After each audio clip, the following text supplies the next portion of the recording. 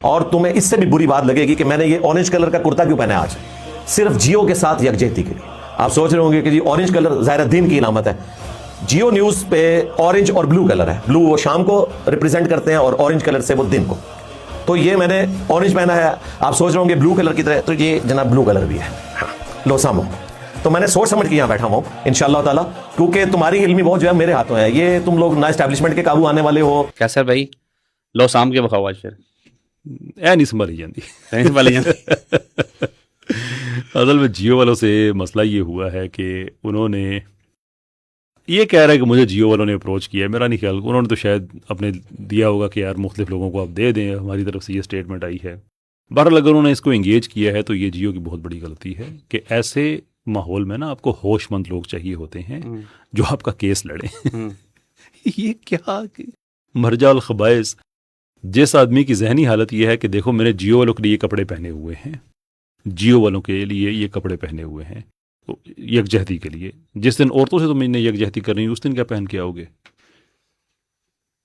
وہ جیل کے معاملات میں بتاتا نا، جو خواتین قیدی ہوتی ہیں، اور بتا رہا تھا ان کے، جو کہ بڑا فیئر کامنٹ ہے کہ وہاں پہ پاکستانی جیلوں کے حالات ٹھیک نہیں ہیں خواتین کے لیے، ان کے اور بھی منتھلی معاملات ہوتے ہیں، فیئر کامنٹ۔ لیکن تم نے معیار بنا لیا ہے، جس دن عورتوں کے منتھلی معاملات کے بارے میں تم نے جو عورتوں کے ساتھ خیر سگالی کے یہ ویڈیو بنائی جو جیل میں ہوتا ہے، اس دن کیا پہن کے آؤ گے؟ تو یہ عجیب بیوقوف انسان ہے، یہ عجیب بیوقوف انسان ہے کہ جو کیس تم نے پریزنٹ کرنا ہے وہ پریزنٹ کرو، وہ اپنے کپڑے دکھا رہے، دیکھو یار میں یہ اس کی ذہنی حالت ہے۔ میں نے کہا تھا جس دن یہ میں نے پریڈکٹ کیا تھا، جب یہ گستاخوں کے ساتھ کھڑا ہوا تھا، کہ اگر اس نے توبہ نہ کی ہی از ڈن، اس کا زوال، اپنے منہ سے جب اس طرح کی یہ باتیں کرنا شروع کر دے، وہ میں یہ کر دیتا ہوں، میں پتہ نہیں کیا، اس طرح کی حرکتیں، ٹوٹل ایک فضول انسان ہے۔ اب اس سے زیادہ کیا بندہ کہے جائے کہ اس کو بھی لوگ مانتے ہیں؟ اس کو لوگ کبھی سوچتے ہیں نا تاریخ میں کہ یار حسن بن صباح کو لوگ کیسے مان لیتے تھے، فلاں تھا اس کو کیسے، فلاں کو کیسے، فلاں کو کیسے، اچھا مرزا قادیانی کو کیسے، جو اپنے آپ کو سلطان القلم کہتے ہوئے وہ بونگیاں مارا کرتا تھا۔ آموں کے بارے میں اس کی جو ٹرانسلیشن ہے اور اس کی عربی کی پٹ کے بارے میں جو ٹرانسلیشن ہے، لک ایٹ دی، تو بہرحال یہ تو ایک ڈفرنس ہے کہ وہ ایک غیر مسلم انسان تھا، یہ ایک مسلم انسان ہے، یہ تو ڈفرنس اپنی جگہ پہ ہے، لیکن میں صرف یہ بات کروں کہ لوگ کسی کو مان کیسے لیتے ہیں اس کو دیکھ کے اندازہ ہوتا ہے کہ اچھا یار ہر آدمی کو اپنے حصے کے مل ہی جائیں گے۔ انجینئر صاحب فرما رہے تھے کہ ان کو دراصل جو ہے وہ میر شکیل الرحمان نے بھٹی صاحب کے ذریعے جو ہے نا اپروچ کیا، تو میرا خیال ہے وہ جو بھٹی صاحب کا صحافت کا معیار ہے وہ میرا خیال ہے انجینئر صاحب میں بھی تھوڑا سا جو ہے وہ آ گیا۔ چلیے خیر میرا خیال ہے، لیکن کیسر بھی آپ کو لگتا ہے کہ ابھی بھی اسٹل کوئی خیر کا پہلو آپ کو نظر آتا ہے ان میں؟ تو ہمیشہ امید رکھنی چاہیے۔ مجھے یہ پتا ہے کہ جس نے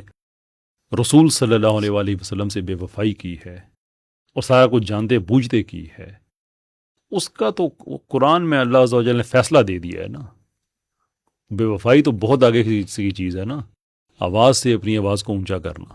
یہاں تک بھی اللہ عز و جل نے فیصلہ دیا ہوا ہے کہ تمہیں پتہ ہی نہیں چلے گا تمہارے ساتھ ہوا کیا ہے، ریکور بھی نہیں کر سکو گے اس سے۔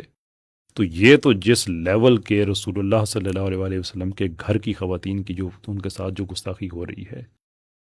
یہ ان کے حق میں کھڑا ہوا ہے۔ ابھی یہ کہہ رہا ہے کہ ان لوگوں نے اس کے اندر ایک سیپریٹ ویڈیو میں نے اس کو ایکسپلین کیا، کہتا ہے نہیں انہوں نے نیتاً نہیں کیا، یہ لا علمی نہیں ہے، میں ان اپولوجیٹکلی کہہ رہا ہوں، یہ بے غیرتی ہے، سیدھی بے غیرتی ہے۔ ہر وہ چیز جو نبی علیہ السلام کی والدہ ماجدہ، ان کی بیگمات، ان کے گھر کی باقی خواتین کے حوالے سے ہے، میں اسے کہتا ہوں کہ اپنے گھر کی خواتین کو امیجن کر کے ایک دفعہ تم کہو کہ نہیں یار اس کے اندر بس تھوڑی سی وہ شہوت آ گئی تھی، اس کے اندر نیت ایسی نہیں تھی، تو پھر ہم کہہ دیں گے یار تم اپنے اہل بیت کے لیے جتنے بے غیرت ہو، تم نبی کے اہل بیت کے لیے بھی بے غیرت ہو، کنسسٹنسی آ جاتی ہے نا اس کے اندر۔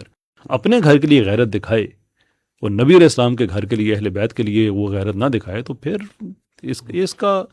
اس کی کوئی ریکوری نہیں ہے اگر یہ اللہ عز و جل کے ہاں پوری طرح سے توبہ نہیں کرتا،